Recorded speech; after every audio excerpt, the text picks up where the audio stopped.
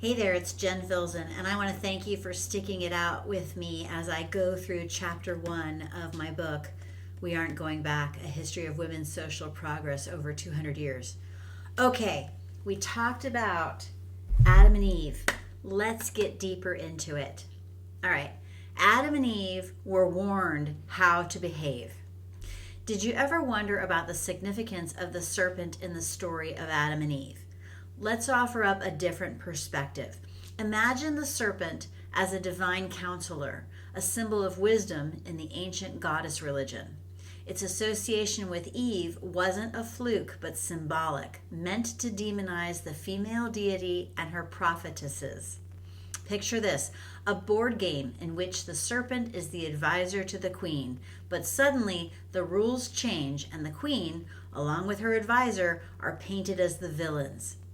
In the Bible, God said to the serpent, I will put enmity between you and the woman and between your seed and her seed. This was like a legal document separating the woman from the divine counselor, creating a divide and marking the beginning of male supremacy. This wasn't just a story, but a strategic move. Fast forward to Eve eating the forbidden fruit. This was portrayed not as an act of curiosity, but as a sinful awakening of sexual consciousness. Like a red flag waved at a bullfight, it was a warning to men, cautioning them against the temptations of women associated with the ancient religion. It's like a game of chess, where the queen is blamed for starting the war, even though all she did was make her move. The story goes on to depict women as sexual temptresses, cunning and controlling. This wasn't a mere portrayal, but a deliberate attempt to control and suppress female sexuality, a bit like blaming a flower for attracting bees with its pollen. The story doesn't end there. Women were not only blamed for sexual consciousness, but also burdened with the pain of childbirth, being effectively punished. The story reinforced the idea that women should desire only their husbands, like forcing a bird to sing only one tune. The final nail in the coffin was the divine decree that her husband was given the right to dominate her. It's like a puppeteer being granted the strings to control the puppet. In the end, they were expelled from paradise, a stern warning to women who dared to defy the rules set by the patriarchy. So the story of Adam and Eve isn't just a tale of the first sin, but a powerful narrative designed to establish male supremacy. It's like a magician's trick, diverting attention while the real action happens elsewhere. This story, my friend, is a masterclass in the power of storytelling. Thanks to Merlin Stone and her extensive research about women's journey in patriarchal religion, we're uncovering secrets in plain sight. Now let's look at the next piece. Men don't want to suffer like women. Stone states, quote, even today, Hebrew males are taught to offer the daily prayer, blessed art thou, O Lord our God, King of the universe, who has not made me a woman. Mohammed stated, when Eve was created, Satan rejoiced. Later, these ideas were adopted by Christianity. As the Hebrew myth of the creation was later adopted into the sacred literature of Christianity, along with all the other writings of the Old Testament, the writers and religious leaders who followed Christ assumed the same pose of contempt for the female, continuing to use religion to lock women further into the role of passive and inferior beings, and thus the more easily controlled property of men. As the years went on and the position and status of women continued to lose ground, the church held fast to its goals of creating and maintaining a male-dominated society. For hadn't it been one of the first decrees of the God who made the world and all life? Women were to be regarded as mindless, carnal creatures, both attitudes justified and proved by the paradise myth. Sound familiar, guys?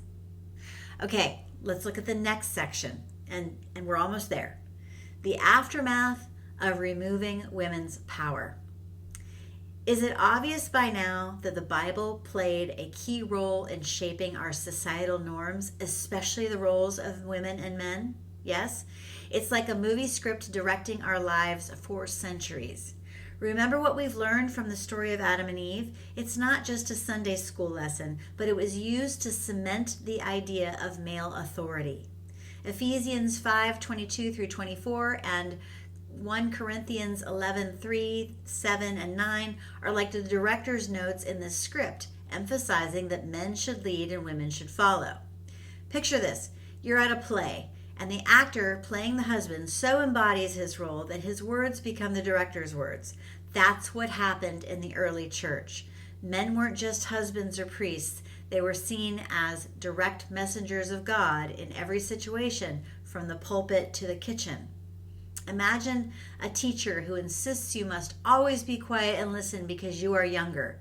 That's how Paul used the Eden myth. He insisted that women must be obedient because Eve was formed after Adam and was the one deceived.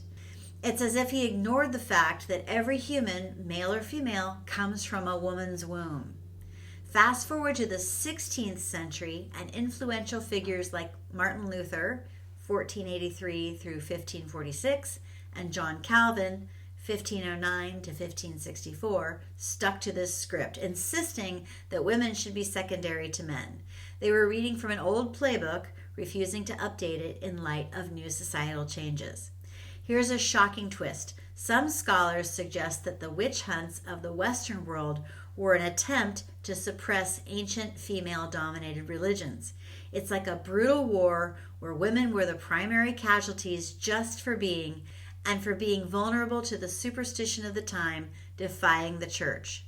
These age-old attitudes still linger today like bloodstains on a white dress. They've seeped into every fabric of our society, even among those who aren't religious. It's time we took a closer look and asked ourselves, are we ready to write a new script? Are you sick and tired of hearing this myth crap, this superstitious crap, forcing women into subservient roles? And we're seeing it in the United States in 2025 right now, with people pushing forward the wish list of Project 2025. Wake up. I'll see you in the next video.